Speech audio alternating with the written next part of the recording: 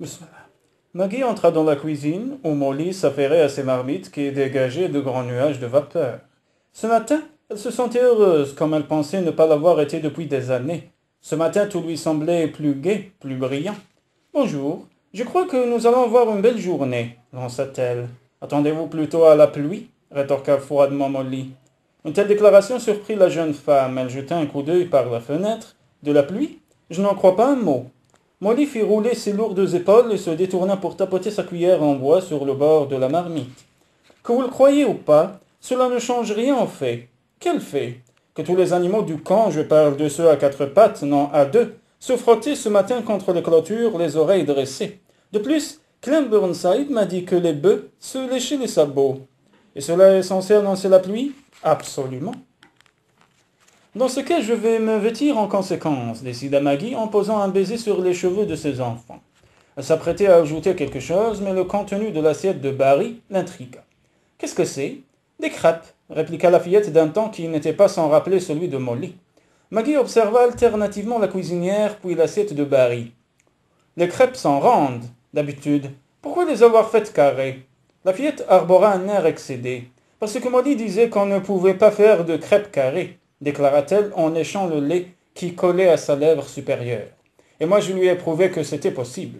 Eh oui, que voulez-vous, déclara la cuisinière avec un sourire fataliste. Je n'ai plus qu'à reconnaître mes torts. Alors que Barry mangeait ses crêpes carrées, Maggie se servait une tasse de thé, notant au passage que le couvert d'Adrian était encore dressé. Son cœur manqua un battement en souvenir de leurs épas. Où est monsieur Adrian? Dehors, en train de parler à Big John, répondit Molly sans détourner la tête de ses marmites. Big John? S'étonna Maggie. Je ne me souviens pas l'avoir jamais vu ici, à cette heure de la journée. En effet, je pense qu'il a dû se passer quelque chose à la scierie. Peut-être est-il venu nous annoncer que les bœufs ont cessé de se lécher les pattes, hasarda la jeune femme en échangeant un clin d'œil avec ses enfants. Molly répondit par un bref éclat de rire qui secoua son énorme poitrine. Adrien apparut à cet instant, il alla aussitôt se servir une tasse de café. Il semblait préoccupé. Comme Molly lui proposait de prendre son petit déjeuner, il répondit distraitement. Je n'ai pas le temps. Il faut que je descende à la scierie. Des ennuis? L'interrogea Maggie. Rien que je ne peux résoudre. Je ne voudrais pas que vous vous inquiétiez. Puis-je savoir de quoi il s'agit? Il lui adressa un sourire rassurant. Si je vous le dis, vous vous inquiéterez forcément. Comme la jeune femme ouvrait la bouche, il s'empressa de conclure. Je ne peux rien dire pour le moment, mais faites-moi confiance, Maggie. Il faut que je parte à présent. Incapable de résister à la curiosité, Maggie descendit à la scierie une demi-heure plus tard, pour se rendre compte qu'il y régnait un calme inhabituel. Apercevant la monture de son mari attelée devant le bureau, elle s'immobilisa une seconde, hésitant à y apparaître, de crainte de le contrarier. Puis avec un haussement d'épaule, elle reprit son chemin en se disant qu'elle le verrait un peu plus tard. Elle préféra se rendre à l'infirmerie. L'atmosphère y était sombre et triste. Maggie tira les rideaux, alluma les lampes et nettoya le local. Des boîtes de fournitures médicales étaient entreposées contre un mur. Les ayant déballées, elle rangea les médicaments sur une étagère après les avoir classés et étiquetés. Elle s'activa ainsi sans interruption toute la matinée. Quand tout fut minutieusement rangé, elle se plongea dans la lecture d'un manuel de médecine, relevant au passage des observations sur l'usage de certaines plantes médicinales. Colloquiante pour la goutte, digitale pour les malaises cardiaques. Elle apprit l'existence d'un certain docteur Crawford, Long, qui avait pratiqué 3 interventions chirurgicales en recourant à l'éther, anesthésique dont elle nota aussitôt le nom afin d'en passer comme commande. Absorbée dans sa lecture, Maggie n'eut conscience des éclats de voix seulement après que Clem Burnside eut passé la tête par la fenêtre ouverte pour lui demander si elle avait aperçu Big John Polly. Non, répondit-elle, je ne l'ai pas vu. Avant qu'elle eût le temps de l'interroger sur les raisons de ce tapage, l'homme avait disparu. Décidée à savoir de quoi il retournait, elle s'élança sur ses talons. Un attroupement inhabituel s'était formé devant les dortoirs. Pressés les uns contre les autres, ouvriers et bûcherons échangeaient à mi-voix des commentaires. Même en se haussant sur la pointe des pieds, la jeune femme ne distingua qu'un mur de tête et de dos, obstruant la vue des baraquements, mais comme il en fallait davantage pour la décourager, elle se mit à jouer des coudes et se fraya un chemin à travers la foule, jusqu'au moment où elle repéra Big John, un peu sur le côté. Elle se dirigeait vers lui, convaincue qu'il ne manquerait pas de l'éclaircir sur les raisons de ce rassemblement. Lorsque la porte du dortoir s'ouvrit avec fracas, 2 bûcherons en sortirent. Traînant par les aisselles, un individu en train de se débattre comme un beau diable. Voilà le genre de spectacle que les hommes se plaisent à regarder. Songea Maggie avec un tressaillement, choisir un souffre-douleur et en faire la risée de tout le camp, un peu comme le jour où l'on a jeté Dirty Shirt dans la rivière pour l'obliger à se laver. Elle eut un sourire triste en se souvenant qu'à l'issue de sa mésaventure, le pauvre bougre avait fait ses paquets et s'en était allé. Déjà elle se détournait de cet affligeant spectacle quand quelque chose la retint. À bien y regarder, rien de ce qu'elle voyait ne prêtait à sourire. L'homme vociférait, ruait, protestait, semblait terrorisé, et ses compagnons qui le regardaient ne paraissaient guère d'humeur à plaisanter. Si ces hommes s'étaient attroupés, c'était pour un motif d'une toute autre nature, et à l'évidence d'une extrême gravité. Les 2 hommes couchèrent leur prisonnier sur le sol afin de l'immobiliser. Par 2 fois, il parvint à se relever, à prendre la fuite. Par 2 fois, ses poursuivants le rattrapèrent et se saisirent de lui. La foule se déplaça ainsi jusqu'au milieu du camp. Soudain, sortant de son bureau, apparut Adrian. L'homme se démena de plus belle. « Pitié, ne les laissez pas me faire ça, Clem. John, aidez-moi » criait-il en adressant à ceux qui l'entouraient des regards désespérés. « Que quelqu'un me vienne en aide, bon Dieu !» Il se mit à sangloter et ses protestations se muèrent en une suite de sons intelligibles. Atterrée, Maggie vit l'écume qui coulait de sa bouche. L'instant d'après, l'individu urinait sous lui. La jeune femme se rappela avoir vu semblable frayeur chez un être humain. C'était à l'occasion d'une pendaison. Un murmure courut à travers la foule. Les hommes eurent un mouvement de recul comme si, d'une manière indéfinissable, ils redoutaient de partager le sort de leurs compagnons. Maggie était bouleversée, d'autant plus qu'il ne faisait à présent aucun doute que son mari était au centre de cette triste affaire. « Faites-moi confiance, avait-il dit en partant. « Faites-moi confiance. » Certes, elle aurait aimé lui faire confiance, elle le souhaitait même de toutes ses forces, mais pourquoi ce lynchage? Si Adrian l'aperçut dans la foule, il n'en laissa rien apparaître. « Emmenez-le dans la remise, ordonna-t-il d'une voix forte et posée, et ligotez-le au vieux lit. » Il s'adressa au prisonnier pour ajouter « Désolé, mais tu ne me laisses pas le choix. Si je pouvais agir autrement, je le ferais. »« Salaud, menteur !» vociféra l'homme. « Vous ne parleriez pas comme ça si c'était votre peau qui était en jeu, si c'était vous qui alliez crever comme une bête. »« Allez, emmenez-le, » fit Adrian, les mâchoires serrées. « Enfermez-le dans la remise, et surtout ne le laissez pas s'échapper. »« Non !» cria l'homme, « non !» Maggie vit le prisonnier se débattre, déployer 1000 efforts pour tenter de se libérer pendant qu'on l'entraînait nu-pied, le visage sale et mal rasé, les cheveux ébouriffés. Stupéfaite, elle ne pouvait quitter les yeux sans regard terrorisé, tout comme elle ne pouvait admettre de la part d'Adrian tant de cruauté. Quoi que cet homme ait pu faire, le châtiment qui lui serait réservé semblait indigne, car dans son esprit il ne faisait aucun doute que, pour une raison qu'elle ignorait, ce malheureux allait être pendu. L'intransigeance de son mari la révoltait, en tremblait de colère. Pourtant, elle fut la première surprise quand elle entendit s'élever sa propre voix. « Arrêtez! Arrêtez cela sur le champ !» Écartant d'autorité les ouvriers qui lui obstruaient le passage, elle hurla. « Poussez-vous! Laissez-moi passer !» Le cœur battant, elle émergea enfin de la foule, du haut de son perron. Adrien lui adressa un regard menaçant qui lui fit penser qu'elle partagerait bientôt le sort du prisonnier. Un frisson la parcourut. Mais elle s'avança quand même, animée du sentiment d'être l'image même de la lâcheté. Tant elle se sentait intimidée au milieu de cette foule. Elle était seule, seule comme une enfant perdue dans la nuit. Elle resta quelques instants interdite, à regarder Adrian d'un œil hagard, sans trop savoir que faire, mais surmontant l'angoisse qui lui nouait la gorge, elle rassembla son courage en se disant qu'elle avait franchi le point de non-retour et qu'à présent, elle ne pouvait plus reculer. Elle voulut dire quelque chose, mais l'expression de son mari l'en dissuada. De l'homme qu'elle avait épousé, Maggie avait vu différents visages, cyniques, glacial, distants, accusateurs, mais jamais encore il ne lui était apparu sous un jour comme celui-là. Son regard était à la fois farouche et douloureux, un regard qui, bien que déterminé, semblait l'implorer. Elle a pensé que cet homme pétri d'orgueil et de prétention pût l'implorer, ne fût-ce que du regard la laisser sans voix. « Remontez au manoir, Maggie. Ceci ne vous concerne pas, » dit-il d'un ton égal, dépourvu d'animosité.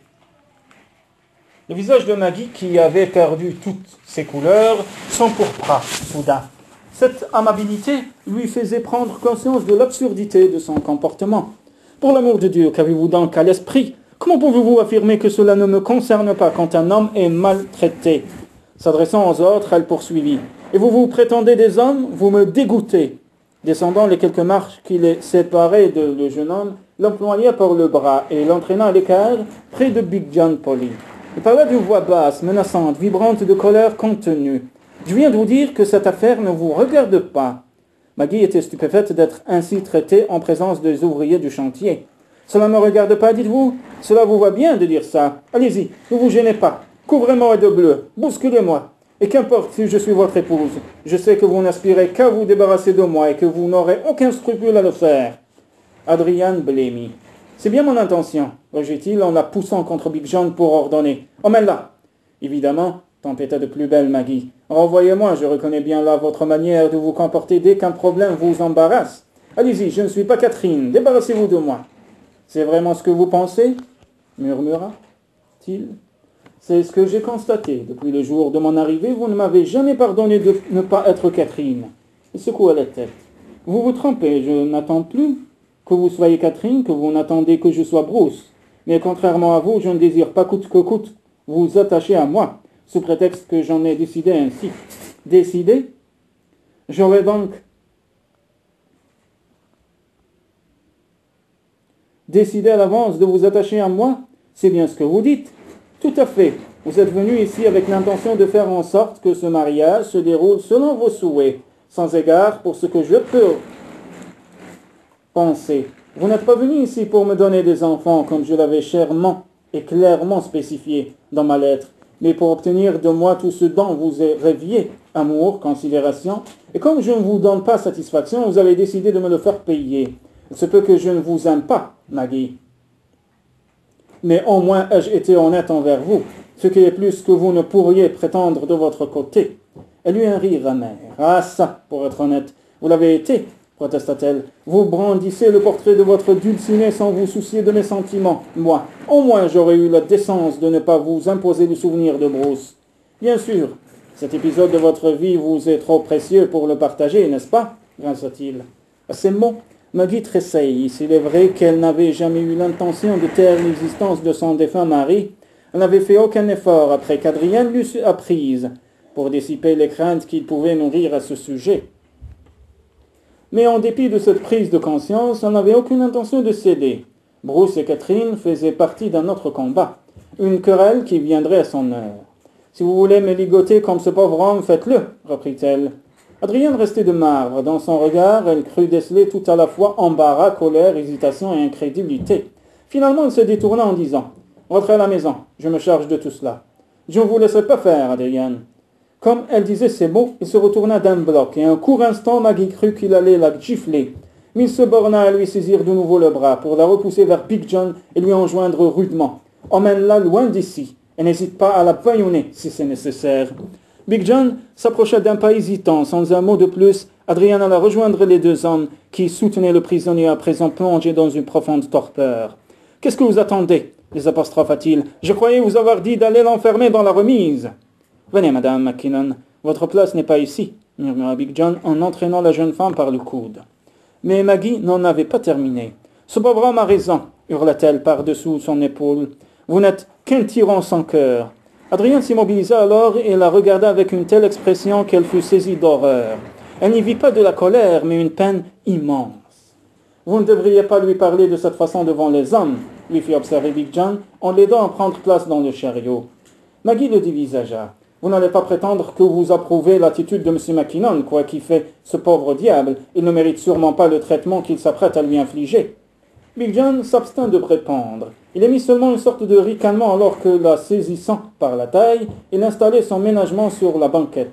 La jeune femme eut un petit cri de protestation, puis avec des gestes brusques, entreprit de mettre de l'ordre dans ses jupes et de redresser son chapeau, qui, sous le choc, lui était tombé sur le nez. « Je ne comprends pas que vous vous comportiez ainsi, alors que l'attitude de mon mari devrait vous révolter. N'avez-vous donc pas vu ce qui se passe ?»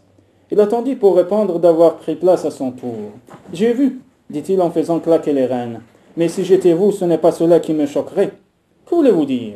Je veux dire que, compte tenu des circonstances, M. McKinnon fait de son mieux. Et à votre place, je réfléchirais un peu plus avant de pousser de hauts cris, Madame McKinnon. Ils avaient déjà franchi les limites du camp et se trouvaient sur le chemin qui courait à flanc de colline jusqu'à la grande demeure. Habituellement, Maggie en profitait pour admirer le panorama, mais elle n'avait pas le cœur à cela. M. Mackinnon vous a paru froid et cruel, mais en réalité il a agi dans l'intérêt général. Il fallait être parfaitement convaincu pour faire ce qu'il a fait, et cela les hommes le savent parfaitement. C'est la raison pour laquelle aucun d'entre eux n'est intervenu. C'est bien dommage que vous ne lui fassiez pas plus confiance. Lui faire confiance, ricana-t-elle, la confiance est la vertu des ânes. Il lui jeta un regard noir. Vous êtes bien sa femme, n'est-ce pas? Oui, admit-elle presque à contre-cœur. Alors vous devriez lui faire confiance. Elle eut un rire sans joie. Vous ignorez ce que cela signifie dans l'esprit de mon mari. Elle ajouta avec un regard méprisant. Et si vous aviez 2 sous de dignité, vous seriez intervenu, vous seriez opposé à cet acte barbare.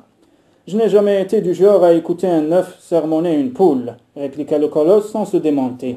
Vous feriez bien de vous rappeler le conseil que je vous ai donné, il n'y a pas si longtemps.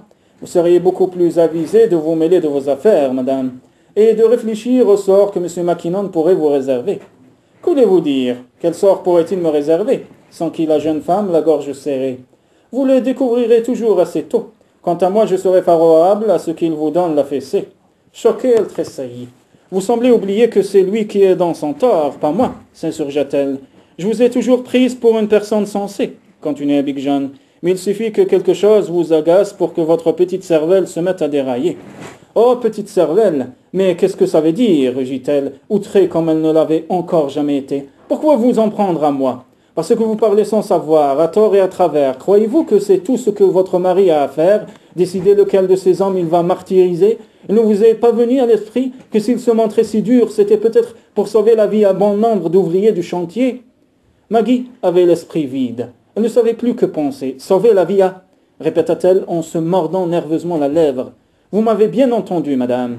Elle ferma les yeux et se pinça la racine du nez comme pour se reprendre.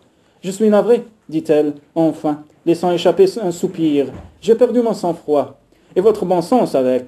Expliquez-moi, dit-elle après un silence, pourquoi la vie de ces hommes serait-elle en danger? Un loup malade a été repéré sur les hauteurs, voilà quelques semaines, en pleine zone d'abattage. Un des bûcherons l'a tiré, mais avant que quelqu'un ait eu le temps de le mettre en garde, Baxter a sorti son couteau et s'est précipité vers l'endroit où le loup était tombé, avec l'intention de le dépecer. Mais la bête n'était pas morte, et elle l'a mordu. Et ce Baxter est l'homme que mon mari a fait enfermer. S'il l'a fait, c'est parce qu'il le fallait, du moins après s'être assuré que le loup l'avait bel et bien contaminé. Voulez-vous dire que ce loup avait la rage? Oui, madame. M. Adrian a laissé cet homme en paix aussi longtemps qu'il l'a pu. Nous autres, nous nous disions qu'avec un peu de chance, Baxter ne l'aurait pas attrapé. Mais ce matin, il s'est levé en se plaignant d'avoir mal à la tête, et le bras que le loup a mordu était complètement engourdi. À part l'enfermer, il n'y avait rien d'autre à faire. Mais pourquoi le ligoter? À cause des convulsions. Vous n'avez jamais vu un homme atteint de la rage en pleine crise, madame? Non, murmura-t-elle distraitement. Atterrée, Maggie songeait surtout à la manière dont elle s'était exprimée envers son mari. Les injures qu'elle lui avait jetées au visage. Elle se souvint de l'infinie tristesse qu'elle avait lue au fond de ses yeux. Elle l'avait humilié devant ses ouvriers. Jamais elle ne le lui pardonnerait.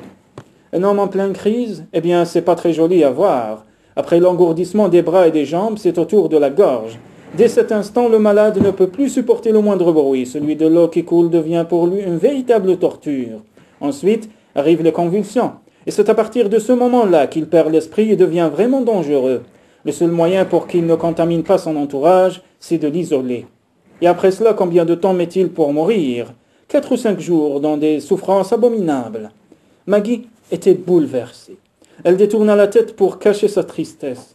Alors que Big John l'aidait à descendre du chariot, elle demanda, inquiète des conséquences que ses propos intempestifs pourraient avoir sur l'avenir. « Vous le connaissez, vous êtes son ami. Que dois-je faire, selon vous ?» Pour un colosse, Big John ne pouvait avoir l'air plus désarmé. « Je l'ignore, dit-il, avec un geste d'impuissance. Très franchement, je l'ignore. Mais je peux vous dire que je n'aimerais pas être à votre place. »« Vous boudiez ?» lui demanda Molly le soir de cette même journée, tandis qu'elle tranchait du jambon à l'aide d'un couteau aussi lent qu'une épée. « Qu'est-ce qui vous fait penser cela? Vous êtes aussi pâle qu'une chandelle sur une dalle de marbre. Rassurez-vous, je ne boudais pas. Qu'avez-vous fait alors toute la journée enfermé dans votre chambre? Je réfléchissais. Réfléchir, bouder, on ne voit guère la différence. Avez-vous entendu parler de l'incident à la série? Big John m'en a touché 2 mots. La jeune femme poussa un soupir à fondre l'âme. Je me suis ridiculisé, pire encore, j'ai ridiculisé mon mari en présence de ses ouvriers. S'il ne m'adresse plus la parole, je ne pourrai l'en blâmer. Détrompez-vous, on ne peut ridiculiser que soi-même, tout au plus. M. Adrien a-t-il été embarrassé par l'esclandre que vous avez fait? Mais aucun de ces hommes n'ira le lui reprocher. En revanche, il risque fort de vous faire grise mine la prochaine fois. Oui, c'est déjà arrivé, acquiesça Maggie en se frottant les bras. En me ramenant jusqu'ici, Big John m'a donné à la chair de poule. Molly scruta un moment son visage défait puis se mit à rire. Eh bien, tant mieux, en moins l'affaire est classée. Il ne mâche pas ses mots, certes, mais il n'est pas du genre à se montrer rancunier. Je ne me souviens pas d'avoir aussi bêtement réagi de toute ma vie, fit la jeune femme effondrée. Je vous accorde que vous n'aviez pas le droit d'intervenir comme vous l'avez fait. De tels comportements ne font que rendre la vie plus difficile aux autres femmes. Que voulez-vous dire? Ce que je veux dire, c'est que dans l'esprit des hommes, une femme est faite pour être regardée, admirée, désirée. Tout ce que vous voudrez, mais surtout pas écoutée. Et l'incident de ce matin les encouragera dans cette idée. Ça ne fait pas avancer notre cause, bien au contraire. Je n'avais jamais remarqué que vous craigniez de dire le fond de votre pensée, répliqua sèchement Maggie, un peu agacée. En effet, mais ce n'est pas de moi qu'il est question pour le moment, et ce n'est pas moi qui suis dans les 2 sales draps. Vous vous êtes jeté au fond du puits, avec une pierre au cou par-dessus le marché. Reste à savoir comment vous allez en sortir. Je l'ignore, tout ce que je sais, c'est que j'aurais dû réfléchir avant. Il est toujours plus facile de raisonner après coup. Oui, j'ai tressé moi-même la corde pour me pendre. La cuisinière masqua un sourire. Je ne voudrais pas avoir l'air d'enfoncer le clou, mais ce matin, j'ai remarqué une chose que j'aurais aimé que vous voyiez, avant d'aller faire du scandale à la Syrie. J'allais vous en parler, et puis je me suis dit qu'il valait mieux que vous le découvrirez tout seul. Et de quoi s'agit-il? Du portrait dans le salon. Eh bien quoi? Il a été décroché. Ce soir-là, Adrien se rendit dans les écuries. Fletcher l'attendait. Voulez-vous que je vous aide? Proposa le garçon. Je peux le déceler si vous voulez. Adrien mit pied à terre. Pourquoi faut-il que tu sois toujours sur mon chemin? Grommela-t-il en laissant peser son regard sur l'enfant. Tu ferais mieux de regagner la maison. Ignorant la remarque, l'enfant lui emboîta le pas. Mère nous a parlé de l'homme malade. Elle a dit que vous aviez très bien réagi. Vraiment, fit Adrien avec un ricanement. Oui, elle semblait très malheureuse en rentrant. Elle a dit qu'elle regrettait ce qui est arrivé. Les regrets n'y changeront rien. Mais cela n'a pas d'importance, et puis il est un peu tard pour en parler. Retourne à la maison. Le temps pour lui de poser la selle sur son tréteau, Fletcher avait commencé à étriller la monture. Adrien se campa devant lui, les mains sur les hanches. Je croyais t'avoir dit de rentrer. Se retournant, Fletcher lui opposa un visage angélique. Je préfère rester avec vous. Je ne t'ai pas demandé ce que tu préférais. Ta mère ne t'a donc pas appris l'obéissance? Si, et mon grand-père disait toujours que l'homme fort, c'est celui qui obéit, non celui qui commande. Devant une telle répartie, Adrien ne put s'empêcher de sourire. Ton grand-père avait probablement raison. Mère dit qu'il est important que pour un garçon de mon âge, de chercher la compagnie des hommes. Et j'en suis bien content, parce que celle des femmes me semble un peu lassante parfois. Comme je te comprends, soupira Adrien en poussant sa bête à l'intérieur de sa stalle pour retirer son harnais. Comme l'enfant ne semblait guère disposé à partir, il ajouta. Si tu veux te rendre utile, apporte-lui de l'eau et 2 mesures d'avoine, mais pas plus. Entendu, monsieur. Ensemble, ils regagnèrent ensuite la maison. Quand Adrien entra dans la cuisine, Molly avait de la farine sur le menton. Je fais une tarte pour le dîner, annonça-t-elle comme si de rien n'était. Molly savait quand il fallait se taire et quand il fallait parler, observa le jeune homme. Il ne pouvait, hélas, en dire autant de Maggie. Il serra les dents et n'avait nulle envie de parler à son épouse, ni même de la voir. J'ai du travail, je dînerai dans mon bureau, déclara-t-il laconiquement. Il s'éloignait dans le couloir lorsque la voix de Maggie s'éleva dans son dos. J'aimerais vous parler. Je n'ai pas le temps, rétorqua-t-il sans ralentir le pas. Cela me prendra qu'un instant. Je n'ai rien à vous dire, Maggie. Moi si, je ne veux pas l'entendre. Pourquoi? Il se mobilisa sans toutefois se donner la peine de se retourner. Parce que je n'ai aucune envie de débattre de ce qui s'est passé ce matin. Si je le fais, il faudra aller chercher de l'aide pour m'empêcher de vous étrangler. Êtes-vous furieux à ce point? Plus encore, fit-il en reprenant sa marche. Vous pourriez au moins me regarder en face et j'essaie de vous présenter des excuses, figurez-vous. Adrien s'arrêta, mais cette fois encore ne se retourna pas pour un temps. Je sais très bien ce que vous essayez de faire, mais apparemment vous ne semblez pas comprendre ce que moi j'essaie de faire. Et qui est De vous éviter, Maggie, simplement parce que je ne veux ni vous voir ni vous parler. J'étais assez clair. Pas du tout. Pour quelle raison ne voulez-vous pas me parler? Parce que je suis fâché contre vous, et que je tiens à le rester. Cela dit, il entra dans son bureau et lui referma la porte au nez. Mais la jeune femme n'était pas disposée à baisser les bras. La main sur la poignée, elle eut un instant d'hésitation, ouvrir ou pas. D'un côté, elle souhaitait lui présenter des excuses et vider une fois pour toutes l'abcès. De l'autre, l'humeur de son mari l'incitait à attendre la fin de l'orage. Longtemps, elle demeura immobile, plantée devant la porte du bureau, puis, avec un soupir résigné, elle se détourna en se disant qu'il serait toujours temps de faire une autre tentative le lendemain. De l'autre côté de la cloison, Adrien s'était servi un verre de whisky. Installé derrière son bureau, il examinait des dossiers. Sans grande conviction, il est vrai. Il prit connaissance de son courrier, les lettres traitées pour la plupart du même sujet, les manigances de Pop et Talbot, afin de lui couper l'herbe sous le pied d'après de ses acheteurs étrangers. Il rédigea une missive, puis deux, et ainsi jusqu'à 5, en joignant à ses représentants sur les 5 continents d'établir une liste de prix inférieurs à ceux de ses concurrents. Il en commençait une 6e, quand le grincement de la porte lui fit redresser la tête. Apercevant la petite Ainsley, il replongea dans sa rédaction, en espérant qu'un grognement suffirait à la faire dégarpir. Malheureusement, l'enfant demeurait là, une main tortillant le bord de sa robe, pendant que l'autre serrait la poupée qui ne la quittait jamais. Il voulut l'ignorer, mais comme elle ne bougeait toujours pas, il reposa sa plume avec un bruit sec, affichant un regard sévère. Il demanda « Te serais-tu perdu ?» Ainsley secoua la tête. « Tu cherches ta mère, alors ?» La fillette secoua encore la tête. « Ton frère? Non. Ta sœur? Non. Mais alors, que viens-tu faire ici ?» La fillette le désigna de l'index. « Tu m'as cherché, moi ?» Elle acquiesça et entra finalement dans la pièce. Silencieux et surpris, Adrien la regarda s'y reprendre à 2 fois pour se hisser sur un grand fauteuil de cuir, puis s'y carrer en suçant son pouce. « Tu n'aurais pas l'intention de passer la nuit dans ce bureau, par hasard ?» Ainsley fit signe que non, sans retirer son pouce de sa bouche. « Je comprends. Tu es venu me rendre visite. Mais dis-moi, ta mère sait-elle que tu es ici ?» Nouveau signe de négation. « Et ton pouce, est-ce qu'il a bon goût, ton pouce ?» Elle fit oui de la tête. « Tu ne peux pas parler ?» Comme Ainsley secouait la tête, Adrien murmura, songeur et amusé. « Une femme muette, il se peut que Dieu existe après tout. »